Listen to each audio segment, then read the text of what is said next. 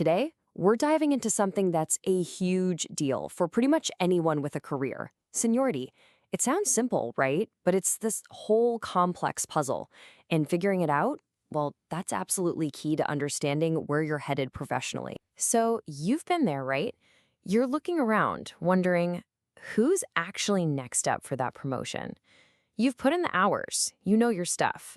But how is that line really decided? Believe it or not, it's often not just about office politics. It's a really complex system, and a lot of times, it even has the force of law behind it. Okay, so let's get down to it. What is seniority? Well, the formal definition talks about precedence over others because of longer service. But what that really means is it's your place in the line. And get this, in many legal systems, particularly for public sector jobs in places like India, the Supreme Court has called it a valuable civil right.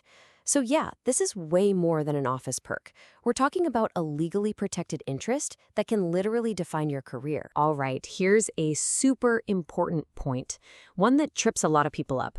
They hear losing seniority and they immediately think demotion. But nope, they are not the same thing, not even close. And we're about to see why that distinction is so critical. So look, losing seniority just means your spot in the queue for a promotion has changed. It's about preference for a future job. But a reduction in rank? Whoa, that's a whole different ballgame. That's a formal disciplinary action that changes your actual job classification to a lower one. One affects what might happen in the future, the other changes your reality right now. Okay, so if it's all about your spot in line, what's the #1 rule for deciding the order? Well, it usually comes down to one simple golden rule. And here it is. 9 times out of 10, it all boils down to the length of your continuous service in your specific job level, or as it's sometimes called, your cadre. Makes sense, right? Kind of like first come, first served. But that word continuous is doing a lot of heavy lifting. So what kind of service actually counts? Think of it like a stopwatch. Your seniority clock usually starts ticking the day you get your regular official appointment. And yep, that time you spent on probation or in training, that counts. Any continuous time you've put in, as long as your first appointment was lawful, that counts too. Even if you're sent on deputation, a temporary assignment to a similar job for the good of the organization, that time is still on your clock. The common thread here is that it's all legitimate by-the-book service. But then, there's the other side of that coin. What doesn't count? Well, if you were hired for a temporary, ad hoc, or stopgap position, that time is usually off the books. If you got a promotion that was later found to be invalid, sorry, that service gets wiped. And this one's a biggie. If you ask for a transfer yourself, for your own personal reasons, you're pretty much hitting the reset button on your seniority in that new role. Okay, but life isn't always that simple, is it? What happens when just counting the days isn't enough, or when people disagree about the list? Well, that's when we have to figure out who actually writes the rules. Think of it like a pyramid, a pecking order of authority. Right at the very top, the absolute boss, are statutory rules. These are actual laws. They're king. If there's no specific law for a situation, you go down one level to executive orders from the government. They fill in the blanks. And if there's no law and no executive order, that's when the courts step in. They'll figure out what's fair.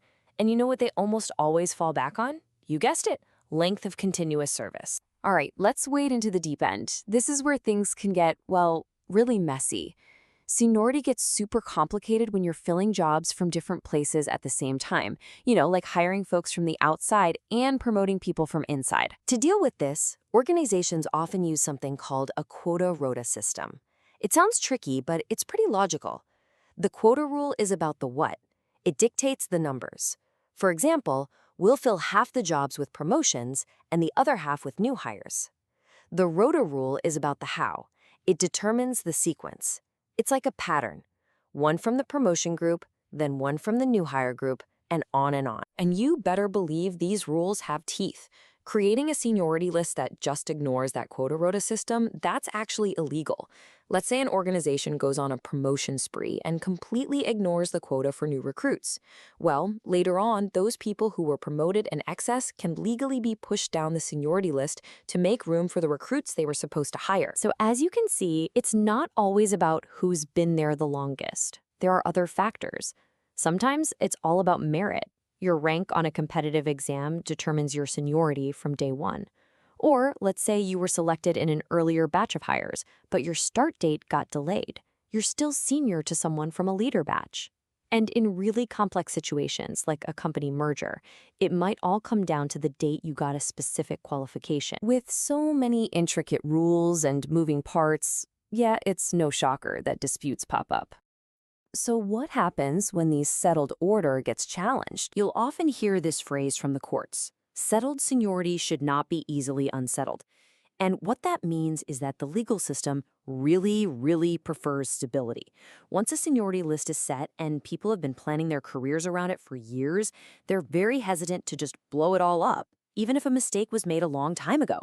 It's a balancing act, between fixing an error and being fair to everyone who relied on the system. Which brings us to the big practical question. What about you? If you're looking at your own career and thinking, hey, wait a minute, I think my seniority is wrong and it's holding me back, what should you actually do? So let's wrap this all up. First off, remember seniority is a valuable right worth protecting. Second, while time served is the biggest piece of the puzzle, it's not the only piece. Third, what really truly matters are the specific rules for your job, whether they come from laws, government orders, or court decisions. And finally, when you get into those really messy cases with quotas or mergers, the devil is absolutely in the details. And that's why, as noted in our sources from legal experts like Patra's Law Chambers, sometimes getting expert guidance is so critical. Because at the end of the day, your place in line isn't just about waiting your turn. It's about knowing the map.